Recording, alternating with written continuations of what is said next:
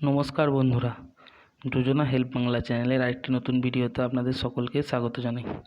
পশ্চিমবঙ্গে যেন দুর্নীতির মাত্রা শেষই হচ্ছে না। আমরা সকলেই জানি এসএসসি দুর্নীতির কথা। দুর্নীতির মাত্রা এতটাই চরমে পৌঁছে গিয়েছিল যে অযোগ্যদের ভিড়ে যোগ্যদের আলাদা করতে না পেরে 2016 সালে সমগ্র প্যানেল বাতিল করেছিল কলকাতা হাইকোর্ট।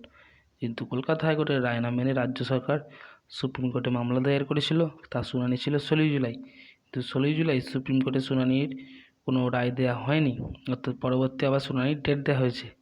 এই ঝুলতে থাকা 26,000 শিক্ষকের বাতিলের খাতায় নতুন করে প্রাইমারির 42,000 শিক্ষকের তালিকার সংযোজন, অর্থাৎ এবার আবার 42,000 চাকরির বাতিল হবে না তো? নিয়োগ দুর্নীতি নিয়ে জোর চর্চার মাঝে ঠিক কী সিদ্ধান্ত নিতে চলেছে কলকাতা হাইকোর্ট, তার সম্পূর্ণ বিস্তারিত জেনে নেব আজকের এই ভিডিওতে। শিক্ষক যোগ্যতা পরীক্ষা অর্থাৎ টেটের মাধ্যমে 42,000 পদে নিয়োগের বিষয়টি মঙ্গলবার কলকাতা হাইকোর্টে উঠেছিল। শুনানি করার সময় বিচারপতি অমৃতা সিনহার বেঞ্চ নিয়োগ প্যানেল দেখতে বলেন। এ বিষয়ে তিনি প্রাথমিক শিক্ষা বোর্ডকে 15 দিনের মাথায় নিয়োগ প্যানেল আদালতে জমা দিতে বলেছেন। জানিয়ে দেওয়া হয়েছে যে মামলার পরবর্তী শুনানি হবে 30শে জুলাই। হঠাৎ এই প্যানেল দেখানোর নির্দেশ কেন দেওয়া হলো? এটি উল্লেখযোগ্য যে 2014 সালে পরিচালিত শিক্ষক যোগ্যতা পরীক্ষা অর্থাৎ টেটের ভিত্তিতে নিয়োগ প্রক্রিয়া 2016 সালে সম্পন্ন হয়েছিল। রাজ্যের প্রাথমিক বিদ্যালয়েও প্রায় 42,000 শূন্য পদে নিয়োগ করা হয়েছে। কিন্তু নিয়োগ প্রক্রিয়া কারচুপির অভিযোগে কয়েকজন প্রার্থী আবার হাইকোর্টের দ্বারস্থ হয়েছিলেন সম্প্রতি। সোমনাথ সেন নামে একজন প্রার্থী নিয়োগ প্যানেলকে চ্যালেঞ্জ করে আদালতে গিয়েছিলেন বলে জানা গিয়েছে। আর সম্প্রতি মঙ্গলবার এই বিষয়টি শুনানির জন্য নেওয়া হয়েছিল।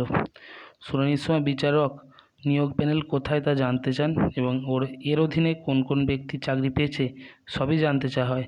তিনি বলেন, প্যানেলের মেয়াদ শেষ হলেও নিয়োগ ছক অটুট রাখা প্রয়োজন। কে যোগ্য ছিলেন এবং কে চাকরি পেয়েছেন তা প্যানেলের মাধ্যমেই জানা যাবে। যখন নিয়োগ করা হয়েছে অবশ্যই একটি প্যানেল থাকবে, আর সেই প্যানেলটি দেখতে চায় আদালত। হাতে খুব কম সময়, মাত্র 15 দিনের মধ্যে হাইকোর্টকে প্যানেল দেখাতে গিয়ে বেগ পেতে হতে পারে মাধ্যমিক শিক্ষা পর্ষদকে, এমনটাই মনে করছেন বিশেষজ্ঞরা। এমনিতেই হাইকোর্টের নিয়োগ বাতিল নিয়ে আগেভাগেই রেকর্ড ভালো না। এর আগেই নিয়োগ দুর্নীতির দায়ে 25,753 জনের চাকরি বাতিল করে দিয়েছিল কলকাতা হাইকোর্ট। সুপ্রিম কোর্ট হস্তক্ষেপ না করলে বিপদ আরও বাড়ত। এমন পরিস্থিতিতে ফের খাঁড়ার ঘা ঝুলছে 42,000 প্রাথমিক শিক্ষকের মাথায়। তাহলে কি তাদের নিয়োগে নির্দিষ্ট প্যানেল না পাওয়া গেলে কলকাতা হাইকোর্ট কি 42,000 চাকরি বাতিলের পথে হাঁটবেই? সেটা পরবর্তী সময় বলবে। যে 30শে জুলাই যে শুনানির ডেট দেওয়া হয়েছে সেখানে তা জানা যাবে। তো বন্ধুরা, এই ছিল আজকের আপডেট।